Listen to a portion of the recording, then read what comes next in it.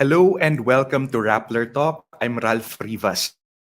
Ngayon ay pag-uusapan natin kung paano nga ba natin papababain ang napakamahal na mga presyo ng bilihin. Ako kaka-grocery ko lang a couple of weeks ago at tinitingnan ko pa lang yung sibuyas ay nakakaiyak na talaga yung presyo, di ba? Tapos meron pang tinatawag na eggflation sa ilang mga sari-sari stores na sa 10 pesos na kada piraso ang itlog. At nandiyan na rin yung iba pang mga presyo ng pork, gulay, lahat na. So to talk more about that is we have Roehlano Briones, Philippine Institute for Development Studies, Senior Research Fellow. Si Mr. Briones po ay eksperto sa usapin ng ekonomiya at agrikultura. So Mr. Briones, thanks so much for joining us on the show. How did we get here? At sa tingin mo, paano natin ba ito masusolusyonan? Magandang hapon, Ralph. At how did we get here? Well, partly a mix of domestic factors tsaka international factors. Hindi natin may tatuwa na merong global inflation na nangyayari and it struck hard sa mga commodities. So halimbawa, yung oil and yung related industry na fertilizer industry at bumulusok yung presyo ng lahat ng mga commodities na dumidepende sa pataba. Yung pagtaas ng presyo ng mais at lahat ng mga feed na bahagi na gumagamit ng sangkap na mais, so katulad ng mga poultry at pork, sabay-sabay ng other factors na international din, katulad ng African swine fever na hindi lang naman Pilipinas tinamaan pero isa sa mga grabing tinamaan talaga ang Pilipinas na umapekto sa ating mga swine industry na grabe talaga, worst impact on the industry. Meron din yung avian flu. Again, that's a kind of a international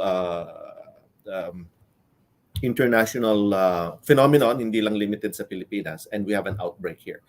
There are also domestic factors. Kasi nga, kung totoo na it's entirely driven by global developments, then we should ask, why is the Filipino consumer paying so much more for sugar and for onions compared with, say, consumers in just lang yung mga kapitbahay natin sa Southeast Asia, in Thailand and in Vietnam. So it's a mix of those factors.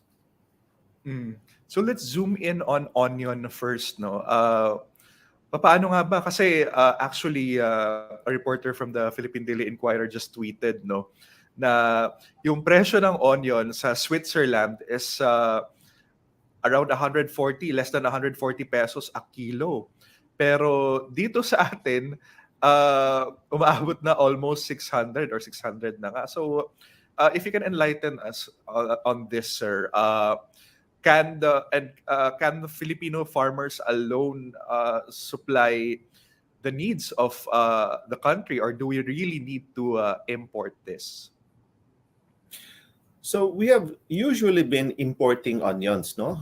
Kung di ako nagkakamali, upwards of 30-40% of our onions are typically being imported annually.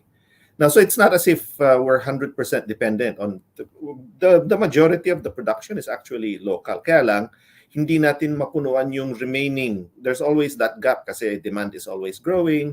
It's a preferred condiment. So we have been always dependent on imports. So ang malaking tanong is, bakit nagkaroon ng ganitong gap? Hindi naman nagkakaroon ng ganyang klaseng gap noon. Kasi walang iba kundi nagbago yung policy.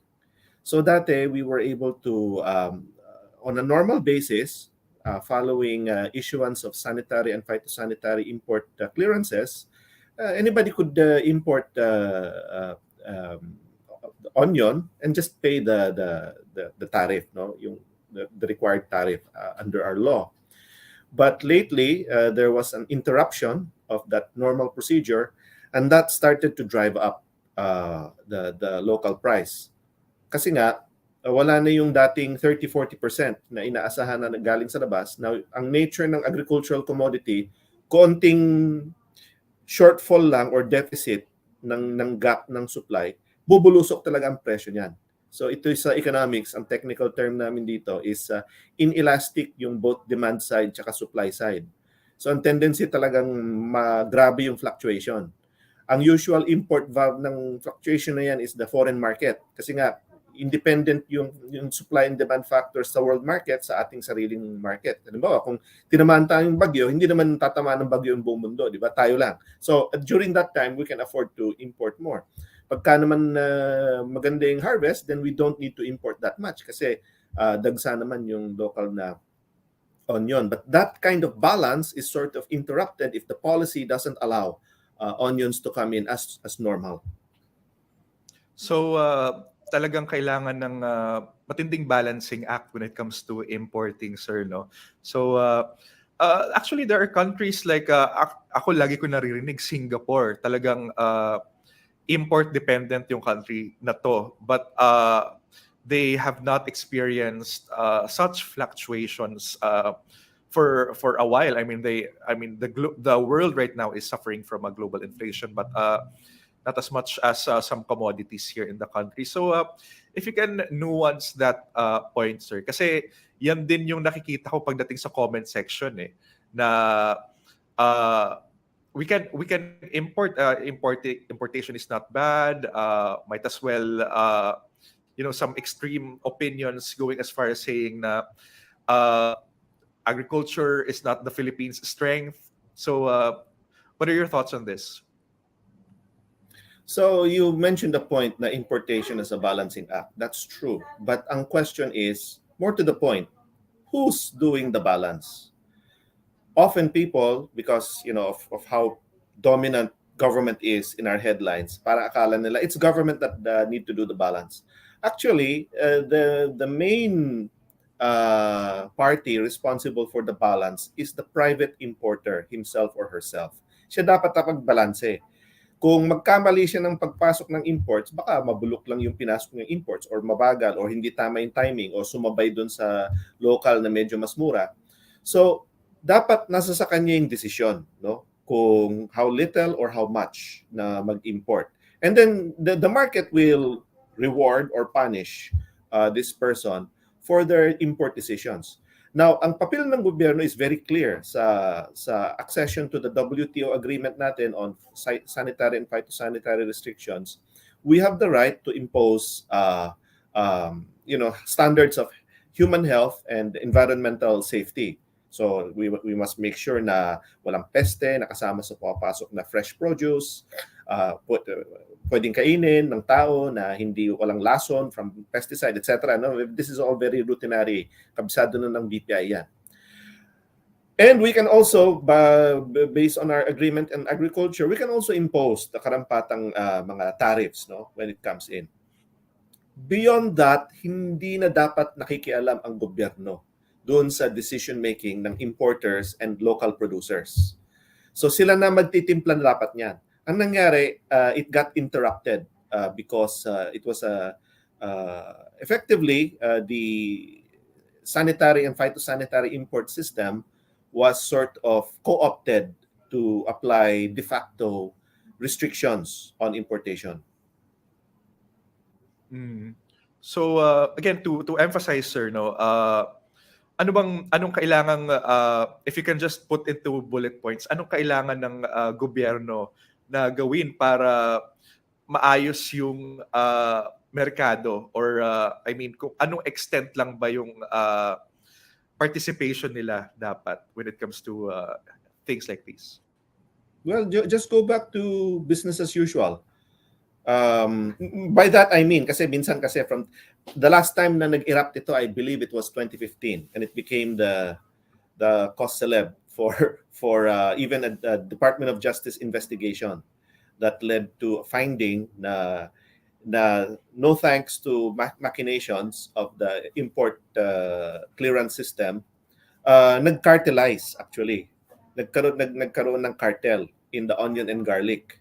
So that's a DOJ finding, no? Now, similarly again, we have pag nag-game or na opportunistically manipulate yung ating import permit system, all the more you'll give reason for speculators, hoarders, and even cartel to have parang a free play, no? An unfair, a not level playing field. So dapat open dapat sa lahat. It's objective, it's free. You are a legitimate trader, you want to bring in onions, you comply with government regulations, we don't ask any more questions. No? Whether harvest season ba o hindi, magbayad ka rin ng tamang tax. No? That's also in our law. Just follow the rules, follow the law, and you do your business as you see fit. That should be the prevailing system. Unfortunately, that got interrupted in the last few months. And it blew up in our face.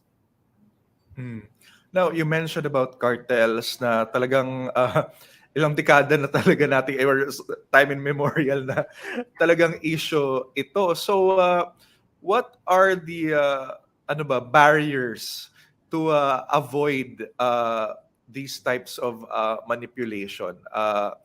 Other than, of course, enforcement, kailangan yung different government agencies regarding enforcement would be able to catch these. Pero at at a structural level or ano bang pwedeng gawin para mahuli at mapigil ang mga ganitong uri ng sistema? Okay. So definitely the large investment requirements downstream sa dun pa lang sa storage malaking investment kailangan yan for the storage of onion. So not a lot of people can enter that industry. So that creates potential for few players or even a few dominant players and some anti-competitive practices. That possibility cannot be denied. But I don't believe in the explanation that yung recent round of increases were a result of the machinations of such abuse of dominant position or combination in restraint of trade. Kasi bakit bigla-bigla? And why was it so closely associated with the refusal of the government agency concerned to issue the import clearances? So it seems that the failure to issue those clearances is the reason to trigger all of these frenzy of speculation and hoarding rather than the other way around. No? So if the government had just conducted business as usual, I don't think we would have this dramatic increases in price. Now, of course, the fact na mag-normalize or stabilize yung price doesn't mean that we shouldn't investigate and scrutinize more closely the market for onion or for that matter, all of our perishable commodities to check and see whether itong mga few dominant players in the logistics, in the storage or cold storage or slaughterhouse or case may be, are not violating our competition laws and policies. But that, I think, is a separate issue. Right now, the big issue right now is the import clearance system. Now, my last question on onions before we move on to other topics in agriculture. So, President Marcos already approved the importation of onions, but the industry is saying na it's too late. Mag-aani na ang mga magsasaka and sila ang talagang problema na naman to pagdating sa mga magsasaka dahil papasok yung imports at mag-aani sila. So, your thoughts on this? These fears are not really well-founded sa tingin ko, no? Kasi hindi naman nag-iisip din yung mga negosyante na mag-aangkat ng onion, no? So mahirap na kung mahal yung pag-angkat nila tapos sasabayan ng murang sibuyas dahil nag-ani. Di sila ang malulugi, di ba? So titimplahin din nila yung timing at yung dami ng importation. Remember, when government approves of so many import permits for onion, government is not the one bringing in the imports. It's the private sector, and it's the private sector's own calculation of their business gains, potential gains versus losses to bring in the onion. So I don't think na so of course prices will fall naturally because of a harvest, but I don't think the imports will be such a dramatic source of instability for that. Kasi nga for the reason I just explained. So mas maganda nga sana kung dati pa just keep it open, let the old normal system work so that you don't confront this issue na bigla ka mag-open na late na and then magsasabay. Kung inopen mo earlier, then mas mas maaga makapagplano yung mga trader and then may papasok nila yung onion at the time na kailangan kasi hindi pa nag-aani. So if you just had not interfered with the system, the trading system would have worked more efficiently. Now, in a broader sense, no, sir, the issue on importation is always sticky and contentious, and it's always talagang ito yung dito nagbabanggaan yung iba't ibang mga sektor ng gobyerno.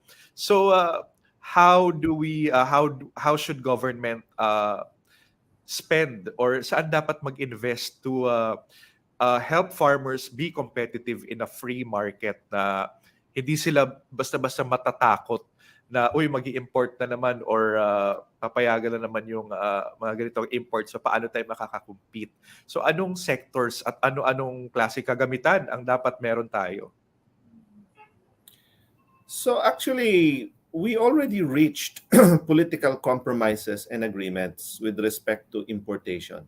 Namely, nung pumasok tayo sa WTO, hindi naman dinideny yung ability natin to protect. Kaya lang, to limit that to quantitative measures related to human health and animal and plant safety, animal and plant health, yung sinasabi kong sanitary and phytosanitary measures, and tariffs. So halimbawa yung latest reform natin on rice sector was precisely that, no? I-waive natin yung efforts to limit the quantity of imports coming in, but to apply instead controls based on tariffs. If we just maintain this system firmly, I think all the players, including farmers, will realize na hindi naman kami completely pinababayaan ng gobyerno. Meron din naman kaming customs, meron din naman meron din naman kakampi in the form of customs duties. Yun lang, siguro mag-focus yung gobyerno to make sure that smuggling is really avoided so that the integrity of this import barrier can be maintained and all players will learn to respect it and follow it.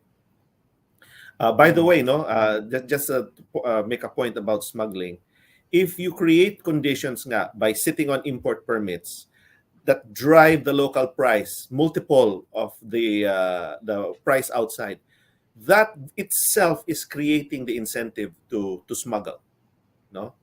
Kung walang ganong kalaking margin, hindi masyadong incentivized yung mga smuggler to do their nefarious activity.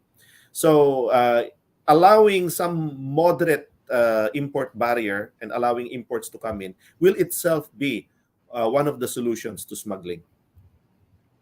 Now, in the Senate hearing on onions, no, and I guess not just onions, laging recurring theme yung pangangailangan daw ng storage infrastructure. So, can you briefly discuss kung how these storage infra should look like? Anong mga requirements? Are these expensive? Or what's the state of storage infrastructure that we have right now? So I'm not an expert, no, on the supply chain for the various agricultural commodities, no, kasi kung isa-isa mo iba't iba yan eh, no. There's so much variety in our agricultural sector that it's impossible to be an expert in each one.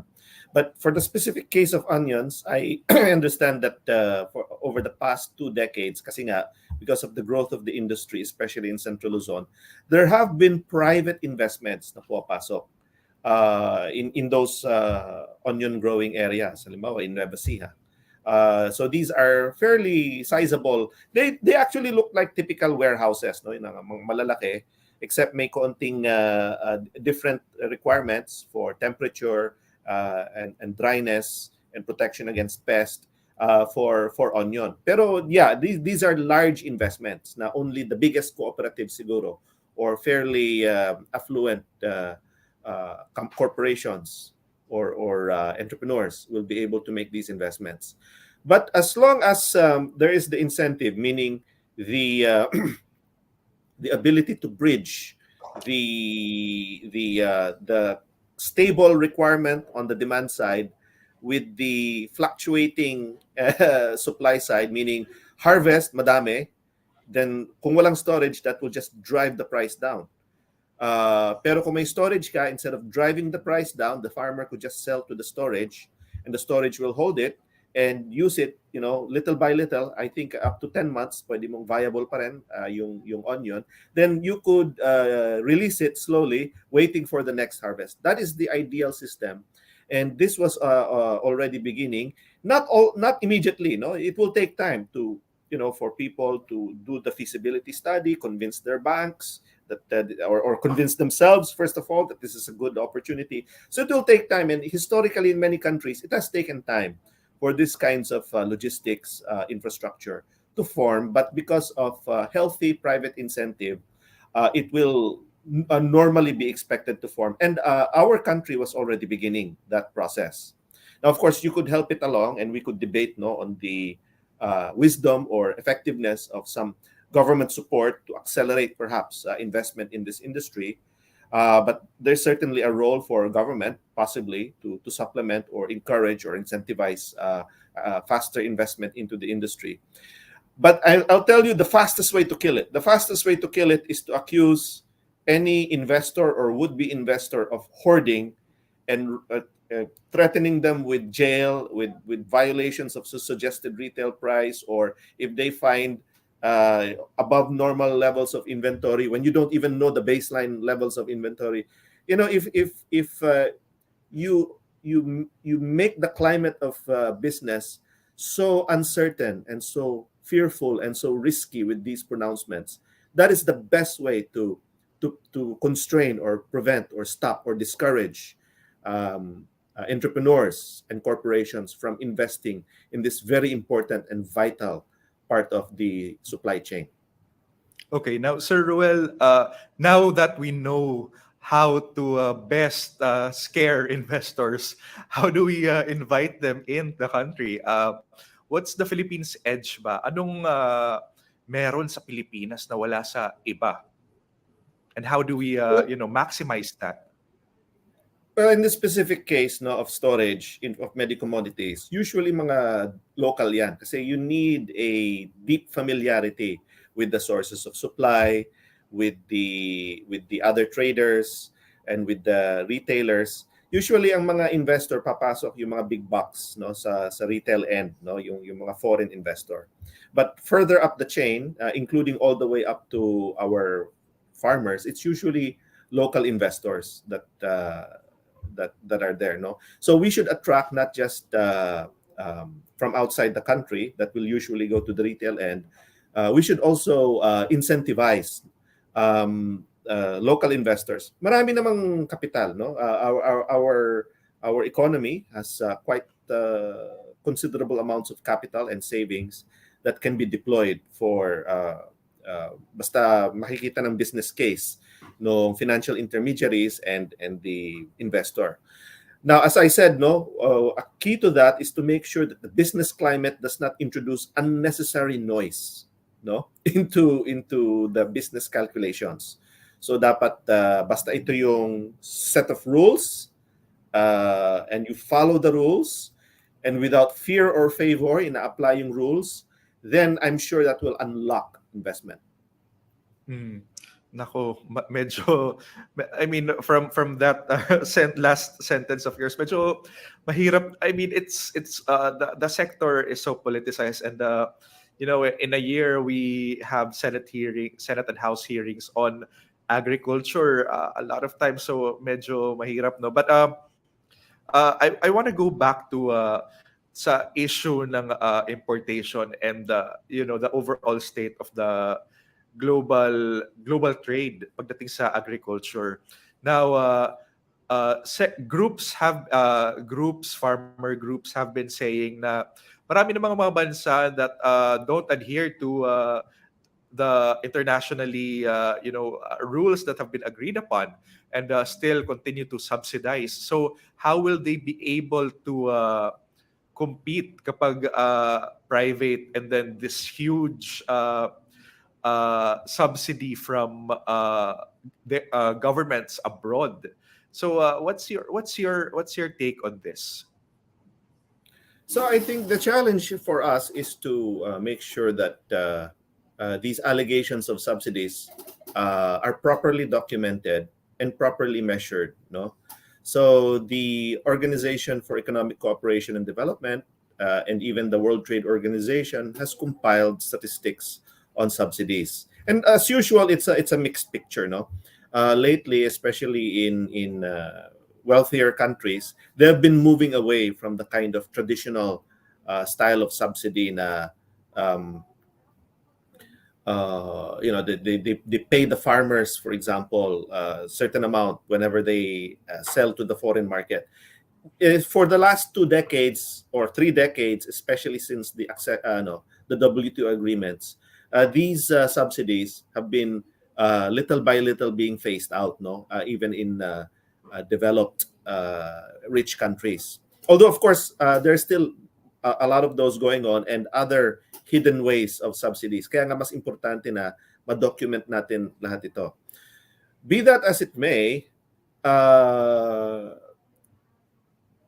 it is a difficult and contentious issue. Kasi it on the one end it could be seen as unfair competition for the local producer.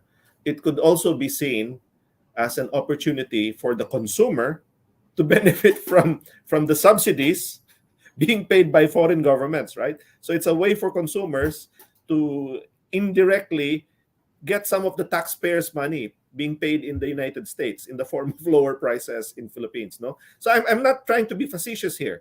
This is really the reality of the trade-offs. So subsidies are not good for local competitors, but I think it warrants that we document these properly and apply the appropriate safeguard measures. Again, following international agreements. So halimbawa, kung natuklasan na unfairly sinasubsidize yung certain certain